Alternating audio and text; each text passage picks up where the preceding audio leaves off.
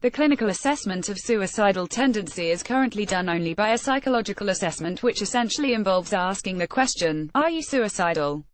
According to a clinical research published by United States National Library of Medicine in a study called Clinical Correlates of Inpatient Suicide, 4 in 5 patients who died by suicide had denied such tendencies in psychological assessment.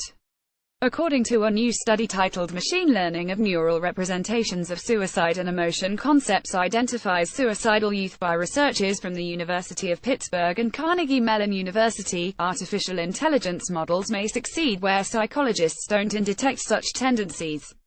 The researchers put 17 adults with suicidal ideation using 17 control subjects who were not known to have such tendencies and put them in fMRI scanner to measure which areas of the brain would be activated when the subjects would be thinking about those keywords. For example, the study states that words like death and cruelty activated left the superior medial frontal area of the brain and the medial frontal anterior cingulate respectively.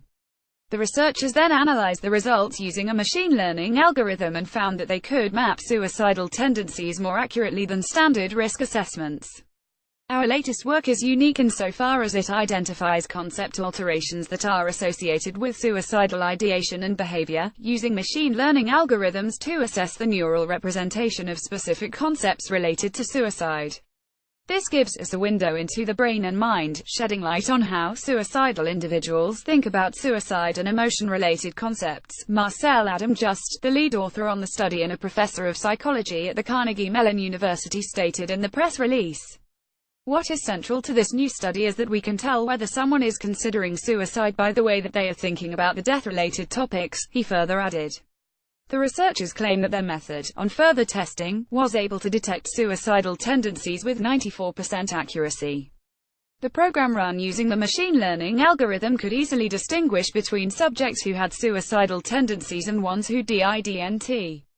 This method could be very helpful in psychological evaluations, according to researcher David Brent. Further testing of this approach in a larger sample will determine its generality and its ability to predict future suicidal behavior, and could give clinicians in the future a way to identify, monitor and perhaps intervene with the altered and often distorted thinking that so often characterizes seriously suicidal individuals, he stated in the press release. However, the model can only gauge patients' responses to stimuli. It is not foolproof. If patients want to conceal information or give wrong responses, they can still do that, which would affect the accuracy of the algorithm. But it is expected to map brain activity properly and provide an accuracy in detection in many cases that could have been surpassed by clinical psychologists.